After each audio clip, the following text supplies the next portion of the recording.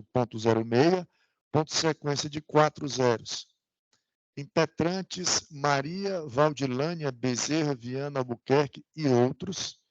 Paciente Francisco Eraque Roque, impetrado o juiz de direito da comarca de Umirim, sob minha relatoria.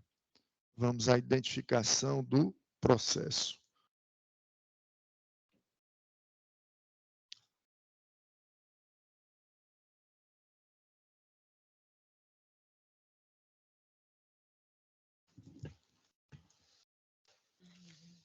Já que ficou certo aqui.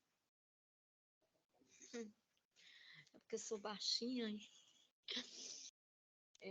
Primeiramente, né? Só um instantinho, doutora. Ah, tá. Relatório. Trata-se de habeas corpus impetrado no plantão judiciário de 8 de outubro deste ano, com pedido de liminar em favor de Francisco Eraque Roque, tendo como autoridade coatora o juiz de direito da comarca de Umirim. O pleito liminar não foi apreciado, em face de não restar demonstrado tratar-se de matéria apreciável em sede de plantão judiciário. Consta às páginas 1/9 que o paciente está na iminência de ser preso, em virtude de sentença transitada em julgado. Contudo, os impetrantes alegam a ocorrência da prescrição retroativa, sustentam a existência de ilegalidades e solicitam o reconhecimento da detração da pena, alteração de regime ou reconhecida a prescrição retroativa.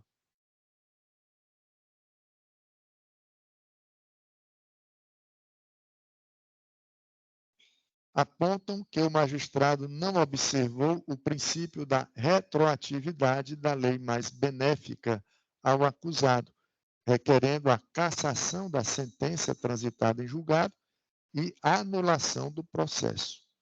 Requereram liminarmente determinar o salvo-conduto do paciente, a fim de reverter a situação de retroatividade da lei, bem como que seja reconhecida a anulação do processo, no mérito a cassação da sentença condenatória e extinção da punibilidade em razão da decadência.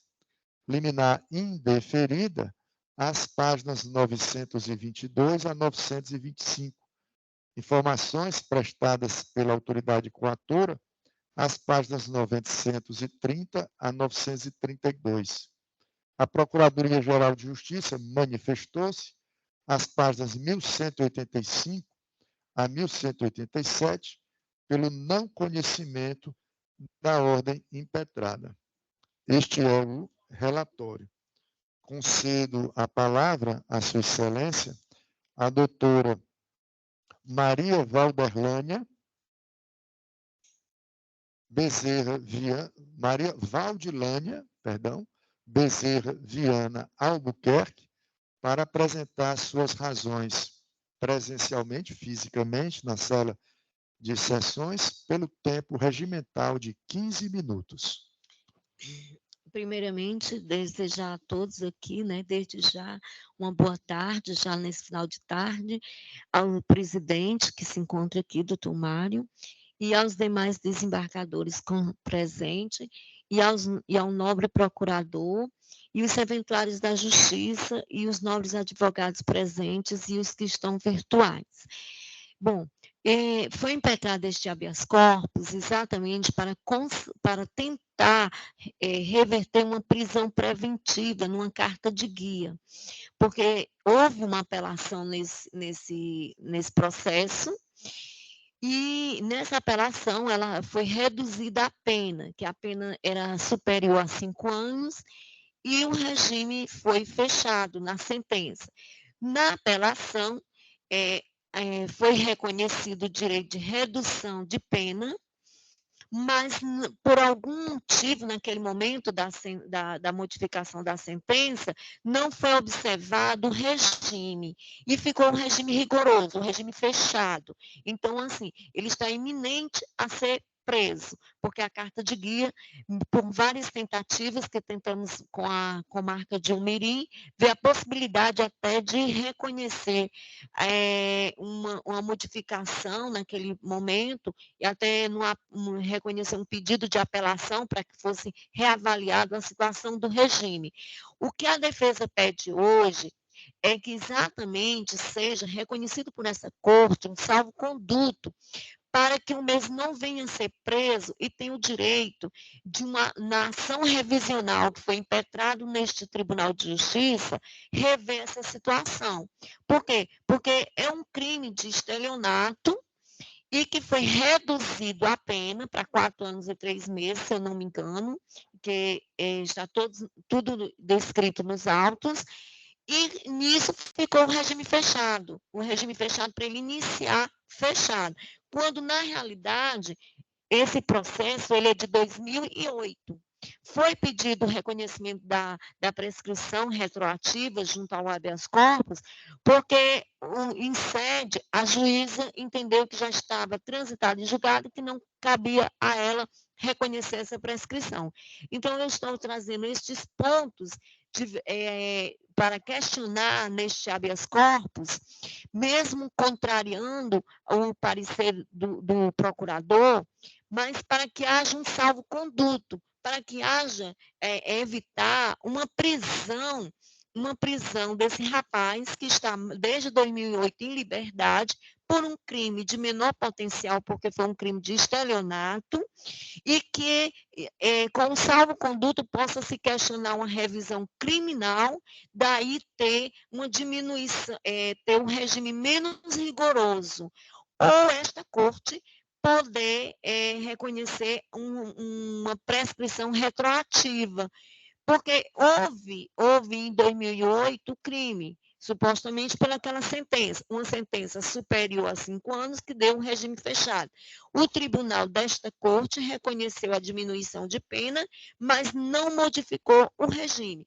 O que se questiona neste habeas corpus é a questão do regime fechado.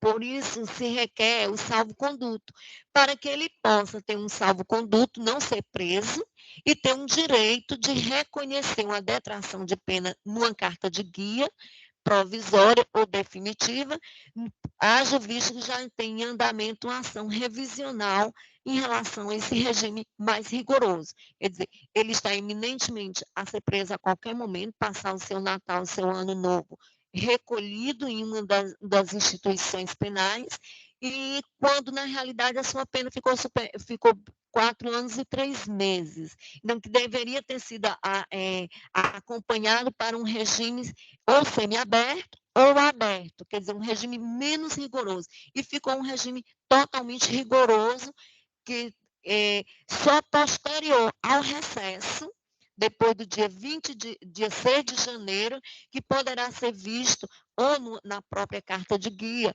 ou mesmo na revisional, a situação dele, e enquanto isso ele estará preso por mais tempo que a lei permite. Então, é o que a defesa tenta trazer hoje a essa corte, e para que haja um entendimento, é que o regime ficou rigoroso por ser um regime fechado, quer dizer, e o salvo-conduto lhe dará um direito de recorrer em liberdade, o seu direito ou na carta de guia, na vara de execuções criminais, na comarca de Itarema, ou na ação revisional, que será também avaliado por esta corte, já que é um processo de revisão penal, né? E que trará para este nobre tribunal. Então, é o que apela à defesa para que evite uma prisão desnecessária, injusta, que está sendo eminente a qualquer momento a este rapaz. E que seja reconhecida. Por quê? Porque o crime de estelionato hoje, ele trouxe algumas modificações pela nossa lei, que até para que se configure o crime de estelionato, terá que ter a representação das vítimas, que na época não havia essa necessidade. Mas a nossa jurisprudência e os nossos códigos atualizados, eles sempre nos tratam que a lei ela retroage para beneficiar e não para prejudicar.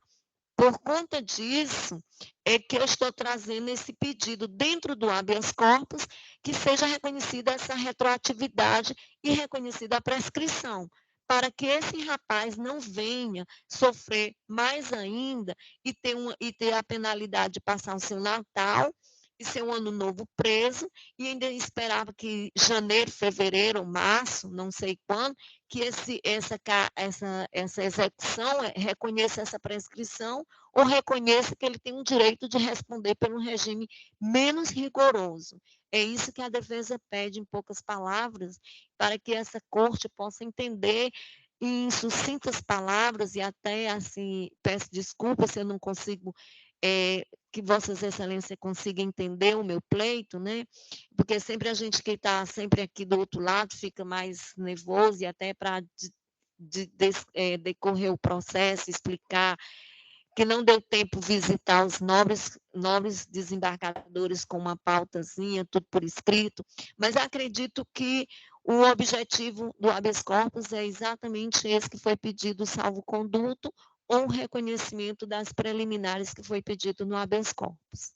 É isso que eu agradeço aqui a todos. Pois não, doutora. Conceda a palavra ao Ministério Público por igual tempo.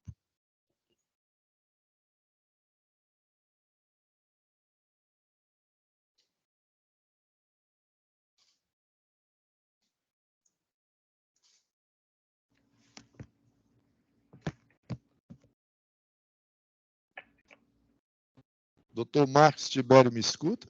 Doutor Marcos Tibério, me escuta? Nós não estamos conseguindo ouvi-lo, doutor.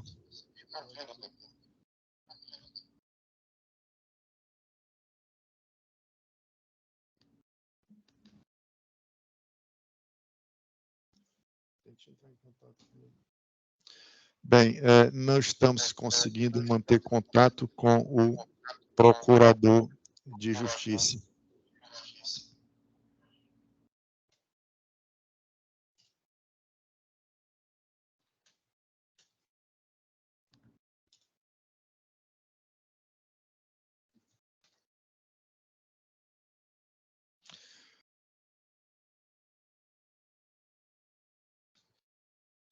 Considerando que nós estamos já há 3 horas e meia de trabalho ininterrupto e essa ausência de contato com o ilustre Procurador de Justiça e a necessidade de ele se manifestar como custos legis neste processo, enquanto a Secretaria tenta esse contato, sugiro à Corte uma suspensão dos trabalhos por 10 minutos.